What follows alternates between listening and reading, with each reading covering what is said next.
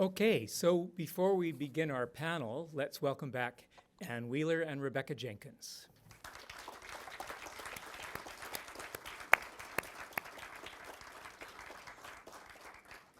So as you're coming down, maybe we can just say, I mean, it's so striking to see the film now 25 years later and to have to see it in what we think is a compromised fashion, and how close we are to losing this film entirely. It's really extraordinary, and it's not just a matter of legal rights. It's really our cultural heritage that's at stake. Thanks, Alan. Thank you, everybody. It's true what Alan says. Basically, this film, like many older Canadian films, was shot on 35. 6 copies were made for U.S. Distribution, a couple for international, and 6 for Canada. And now there's probably 3, maybe 4 in existence. If we were to dig into people's basements, maybe we could find one more copy. But of course, those 35s have been through many projectors and are scratched and marked up. So this comes from a digital copy that the CBC made, and it took about 2.5 years to get it out of their vault because they didn't know it existed to begin with, and then they only had the one copy, and they realized they had the only in Canada. So this is how rare these films, not just my film, but many, many wonderful Canadian films that were shot on 35 are. It's changed so quickly, 35 to digital. As Alan can attest, I think 2 theaters now are showing 35 in the festival. We have 0 films in the festival, though. So we have the capability of 35 here, but we haven't needed to use it. So, of course, for the older 35 millimeter prints, we'll keep that capability, but it almost is a moot point. It's like only having photographs of paintings left. You know, the actual paintings are maybe not in existence in some cases. So you can imagine how precious it is to be able to show it in a big theater with an audience, an appreciative audience, and who knows, it may be the last time. Who knows? Rebecca, do you have a comment? I do. Maybe a crowdfunding to get a new 35 millimeter film. You know, it's an idea too, actually, just for many people who they can be a very expensive thing to have made. But thank you so much, everyone, for coming out and seeing this film. It means a lot to us. Question? Yes. I just want to say that I emigrated to Canada in 1990. I came from the Congo. And on the Air Canada flight from Frankfurt to Vancouver, this was the film that played. It has special significance for me. Wow. I was like, wow, what a wonderful country I'm going to. Oh. It was a celebration of that. And Fantastic. I love that you filmed in my birthplace, Pune. Oh. Tom Alters in the film and Mohan Agashe. So it's just so wonderful. Wow, what a serendipity. Wow. That's beautiful. That's beautiful serendipity. Lovely. Okay, well, you will both be with us in case there's questions in the context of this panel now. So we'd like to ask the panelists to join us. First of all, Joel Bakan, a professor of law at UBC, of course, writer of the award-winning book and film created with Mark Akbar, The Corporation. Colin Brown, professor emeritus at the School of Contemporary Arts, Simon Fraser University, a writer, filmmaker, film historian, and also on VIFF's board. And John Festinger, QC, Vancouver, British Columbia-based counsel and educator, a faculty member at the Center for Digital Media. Mr. Festinger has taught a wide variety of law courses related to intellectual property. So why don't you make yourself comfortable in the chairs here, the three of you, although Joel, you'd like to speak from the podium. I think you're going to... Something, one little Yeah, thing. sure, Rebecca. I didn't say this, and I really wanted to. I just wanted to thank my husband for making this possible, because as you'll soon find out why, it means it's an incredible gift to me. So thank you, Joel. So just let me introduce Joel. He's going to explain why we're here. But we were so struck with the good news about Bye Bye Blues and Joel's efforts together with Rebecca and Anne and others to really set some legal precedents that are meaningful for other filmmakers. And this is the beginning of an effort to get the word out more widely. So Joel. Thank you. Well, thank you very much, Alan, for doing this screening. I mean, most sort of epic, romantic Canadian films don't end with a panel on copyright law. But, and while the story that I'm going to tell is interesting, it can't really compete with the story that you just saw on the screen, which is just a stunning story. And I don't know, one more time, Anne, Rebecca, all the other cast and crew.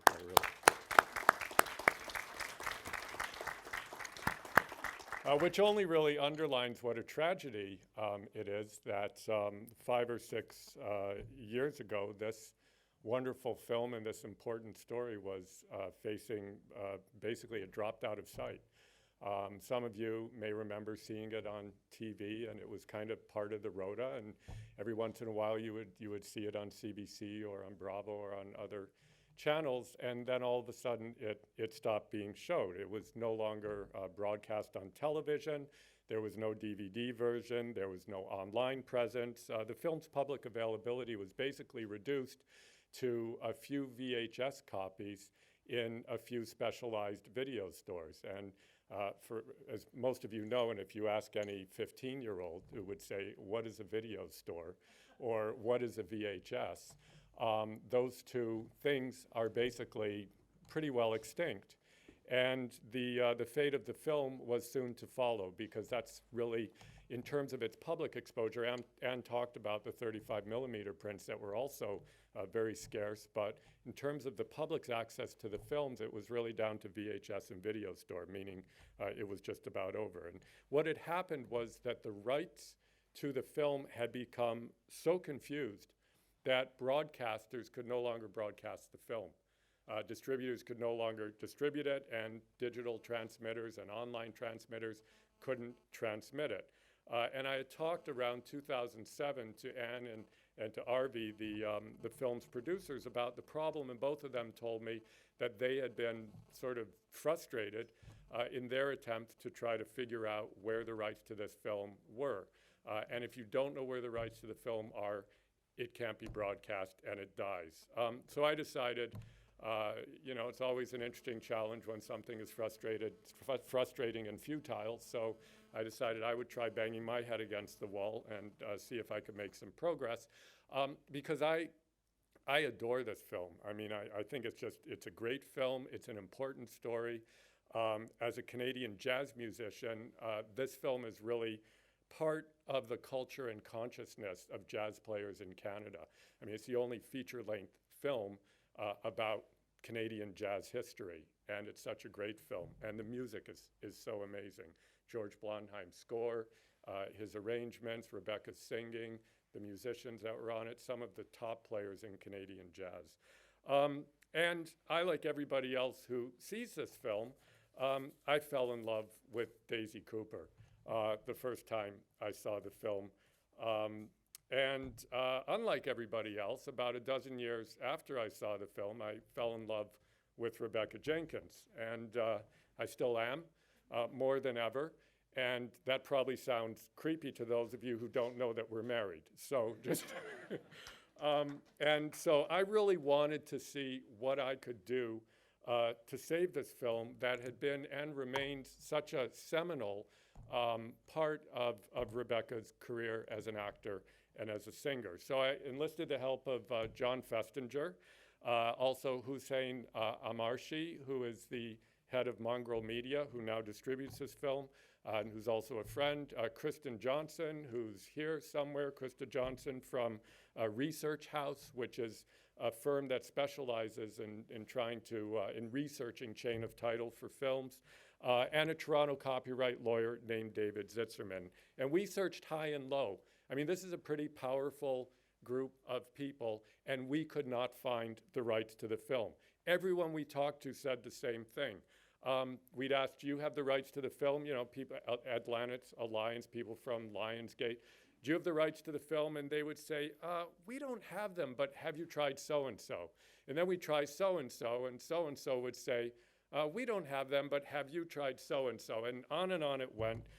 We never got to the so-and-so that actually had them. And we realized that because of the soap opera that has been the sort of corporate mergers and takeovers and acquisitions in Canadian film and television over the last 20 years, because of that, we were going to keep hitting dead ends, and we were not going to find the rights. And most other Canadian films, older Canadian films, are facing the same dilemma. There's been so much flux and change in the industry that the rights have gotten lost. But then the penny dropped for me. And I realized, largely as a result with Toronto copyright lawyer David Zitzerman, I realized that we were taking the wrong approach. We didn't need to find the rights to the film. What we really needed to do was to be able to prove that they couldn't be found. And that's because there's a very strange little provision in the Canadian Copyright Act, Section 77, that strangely enough, and this is the sort of synchronicity of the universe, was amended to the Copyright Act in about the same time that Bye Bye Blues was first being screened. And now it's really the provision that will save this film. Section 77 says, and sorry to be a law professor here for a moment, but I'm just going to read you some law. The Copyright Board, if the Copyright Board is satisfied that an applicant for a copyright work has made reasonable efforts to locate the owner and the owner cannot be located, the board may issue the applicant a license. And so the task is not to prove that you've located the rights, but really to prove that after making reasonable efforts, you can't find them, that they're unlocatable. And believe me, we made reasonable efforts, we made unreasonable efforts, we did everything we could to find these rights, and we couldn't find them. So this seemed a perfect case for getting a license under this section. But there was one problem. Nobody had ever tried to get a license for a full feature film. 273 licenses had been issued by the Copyright Board since the provision was in play, but all of them were for really small works, like a film, like a joke that somebody wanted to use and needed to get copyright for, a painting, a song, a clip from a film. But nobody had done it for a full feature film. But also, when you read Section 77, it doesn't say you can't do it for a full feature film. So we put in an application, and I'm happy to report that we were granted the 274th license issued by the board for an unlocatable work. And so now there's a license for this film to be shown in all forms of telecommunication, video on demand, subscription video on demand, broadcast, cable, internet, so Netflix, Amazon, iTunes, and it is currently on iTunes. And so the film has really been brought back to life. And so as a result of this license, we'll be seeing this film again. You can already see it, as I mentioned, on iTunes, and I'm hoping we'll be seeing it soon on cable television, on broadcast television, on subscription video on demand and video on demand, all these different forms. And I think, though, that the most important aspect of what we've done is to deal with the larger issue that we're dealing with here today, and that is that this license now establishes a precedent that can help rescue other lost Canadian films, of which I believe there are many, that, like Bye Bye Blues, are crucial parts of this country's very rich cinematic heritage and history. So I hope as we move forward that we'll see more of these applications, more of these licenses issued, and more of Canadian film history in play. So thank you very much. We'll now move on to the other members of our panel.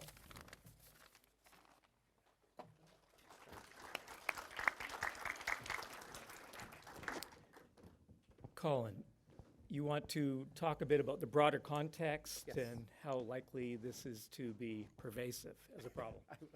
But I just wanted to know, Joel, are you working on other film projects at this point, other of say, Making a Anne's films? film or trying to get rights? Well, trying to get rights. I'm not personally working. I think Anne, and perhaps she can talk about this, is working with Research House on her other films. Okay, good. But beyond that, I'm not sure. Thank you. I just wanted to say, first of all, that to salute Anne and Rebecca, both of you, and everybody who worked on the film. It's just thrilling to see it again. So good. And I also wanted to say that I think importantly to the way we think about this is, we come to discover who we are and where we are through works of art. It's the imagination that makes where we are and who we are. And so these are really significant for that reason.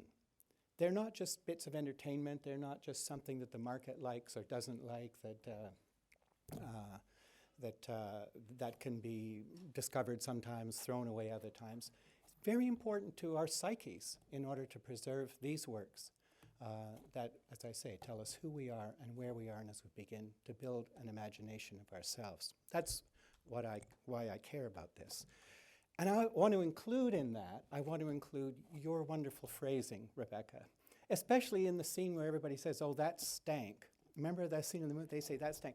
But do you? But there's a moment in there where your phrasing is delicious. So I wanted to recognize that as a cultural artifact for this nation. Anyway, audiovisual archiving is something where there are some successes and then there are some failures. Our governments are not really supporting our archives very much, very little. If you go on the Library and Archives Canada site, you'll see that the list of feature films ends in 2006, I think. They say there's going to be another one showing up later. I noticed that they put that Canada's oldest film is Back to God's Country, when in fact the oldest film in Canada is In the Land of the Headhunters, which was made here in 1914. It will be showing here on the 7th of December. And so we don't know our own film history. And so you can see that we need to preserve this work and we need to get it out. And often, as someone who's interested in film archives, it just sounds like there's kind of endless complaining and hand-wringing. But there are things we can do, and I think we can ask for more support for our archives. Part of the situation also is education. Do our film schools and do our film programs show the films of this place? That is, are there students coming forward who've seen Anne and Rebecca in this film and say, this matters to us? I'm not so sure that's happening. The library school at UBC doesn't have a media archives program. What does that tell us? Not very important? I don't know exactly, but maybe that's something that we're working on. Do we have an inventory in British Columbia or Canada of all the collections of films, both under filmmakers' desks, in the archives, in museums? I would include sound in this. No, we don't have that inventory. There was one done about 12 years ago, and longer than that ago, there was a paper put out by the National Archives called Fading Away, which kind of looked at the situation in Canada and said, this is dire, all this work needs to be preserved properly. And that the suggestion that came out of that paper was, well, the private sector will have to take over the work of the archives. Well, the private sector didn't really stand up to do that, and consequently the committee organized collapsed, and that was the end of that. But really we need to think about it again and figure out how we're going to preserve this work. And it's more important forever, I think, for filmmakers especially, and those who are working with them, to start thinking about preservation right away, right off the top, in the same way that as filmmakers we started realizing, gee, we should be thinking about music as we're writing the film. We now need to think about preservation. Where are these files that are coming out of our cameras, these little SD cards? Where are those going? What's going to happen to those hard drives that we have? Are we going to migrate them from one thing to another? So film, in a way, is more ephemeral than ever. That's something we all need to reflect on as well. So there's lots to think about. As I say, there have been some successes, but as we go forward, we need to really consider these questions, and I'd be happy to talk to anybody afterwards, and thank you, Alan, so much for arranging this. Thank you, Colin. John.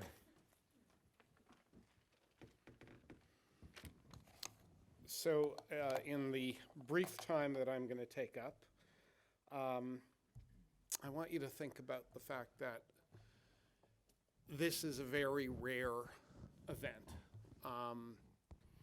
This is not something that would be replicated or could be replicated in 95% of the world.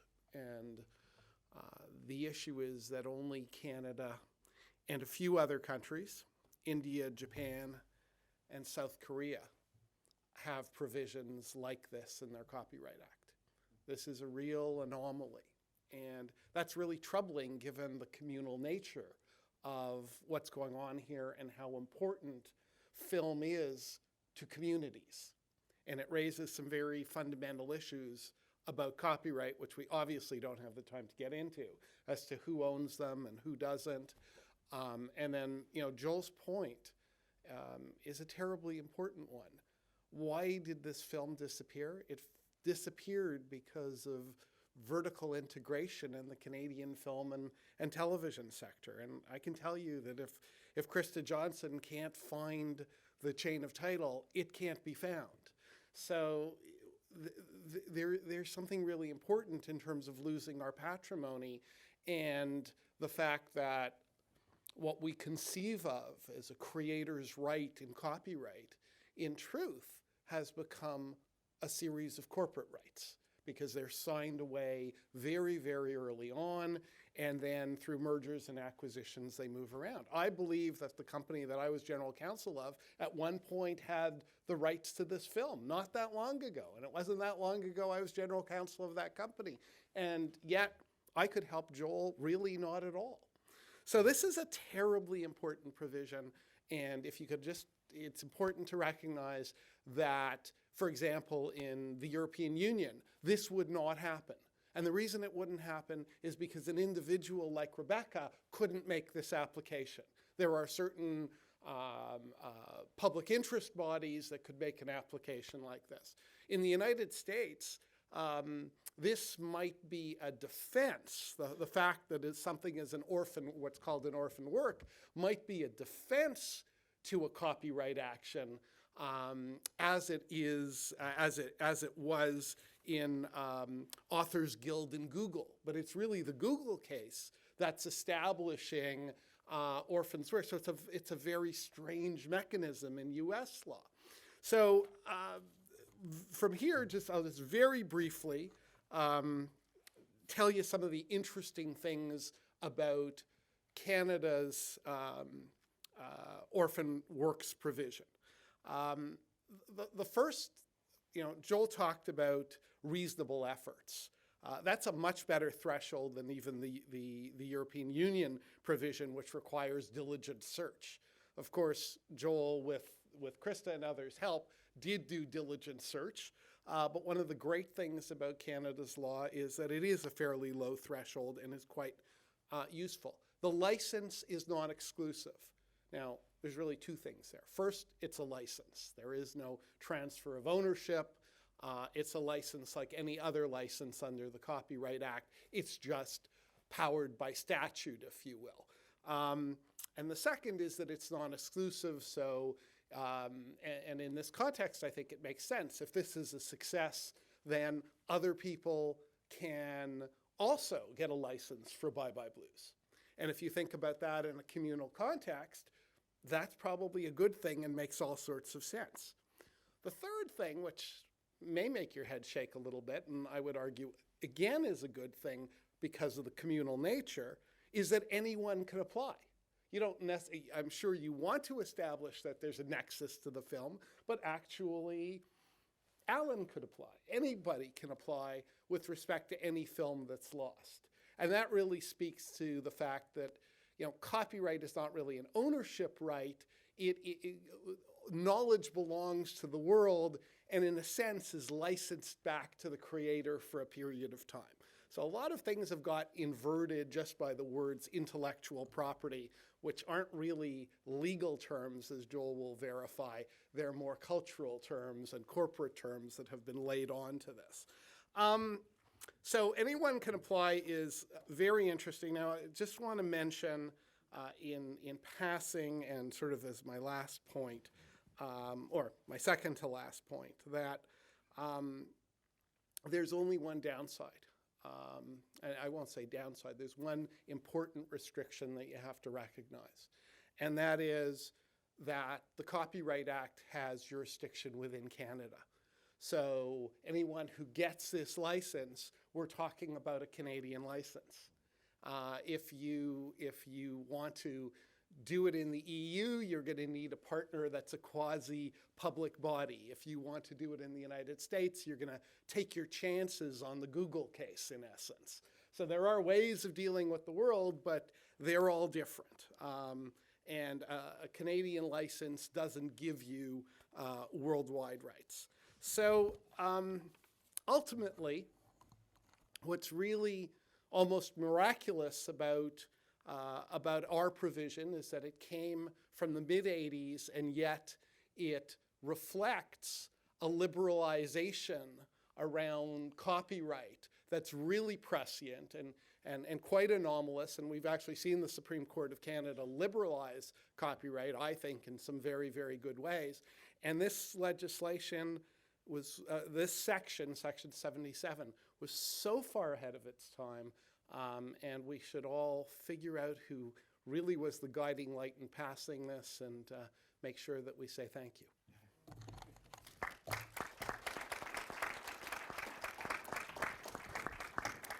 We can carry on the discussion in the lobby a bit, but before we take a question, I would just like to make the point that this is music to our ears as festival organizers or exhibitors, because there's just seemed to be absolutely no good answer to the question of how do you find some of these old films. And this at least provides some hope and opportunity for filmmakers. I don't know how many of you are filmmakers here today, but we have a video camera there, and we hope with your permission to make this available to filmmakers. And it is going to make a big difference for a lot of people across the country once this news is better understood. So we don't have much time, but if there is a question, we can, yes, please, the back and then here. We'll start at the back and then here. I taped the movie on my TV VCR 20 years ago and watched it at least 20 times whenever I was down or sad, and finally my tape broke, and it was tragic that was the end, and I'm just so glad I can watch it again. Thank you. Sir? Once a party gets a license and they give it to a distributor, and the distributor then gets it onto the screen, how do the original producers and actors get compensated? It's a really interesting question. My understanding of the license is that that becomes an issue between them and the Producers Audiovisual Collective. It's an organization. Basically, the revenue stream from the license, 50% goes to the Producers Audiovisual Collective. And we paid them a $5,000 advance against the royalties. And then 50% comes to the owner of the license, and 30% of all the revenue goes to the distributors. So it's not a business-driven decision to get one of these licenses. It's not statutory, it's policy. No, it's not in the Act, is it? No, it's policy of the board, of the Copyright Board of Canada to do it that way. And when the Producers Audiovisual Collective has that advance, they hold that advance until 5 years past the termination of the license, if somebody comes forward and says, I'm the true owner. So if whatever remains of Lionsgate, whatever form it's in, they come forward in 2028 and say, actually, we're the true owner, and we want to be compensated for them having been getting then they get that $5,000. So they basically hold it for that purpose. But the Producers Audiovisual Collective also presumably would deal with claims for residuals. But my understanding, and John can correct me if I'm wrong, is that the license is granted in a kind of blank slate way. In other words, it's not granted with any encumbrances for residuals to cast and crew. Everything that you said is totally correct. I want to point. Oh, that's good. Everything you said is exactly right, Joel. But I want to point out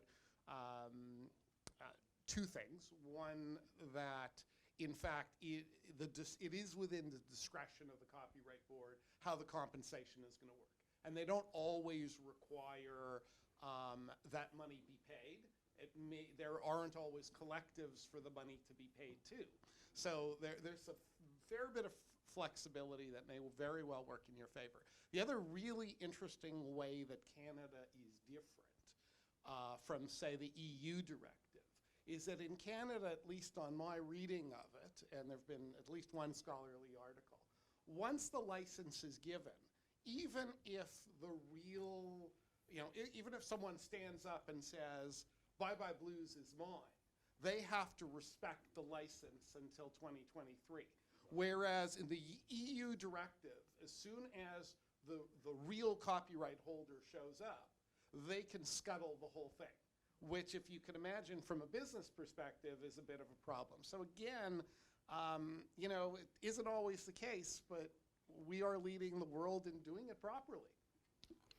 Well, I think we have to wrap it up there, but I want to really say thank you to the three panelists, to Joel particularly for seeing why his diligence on this it means so much for the public good, and to Anne and Rebecca for making the film in the first place. Thank you all.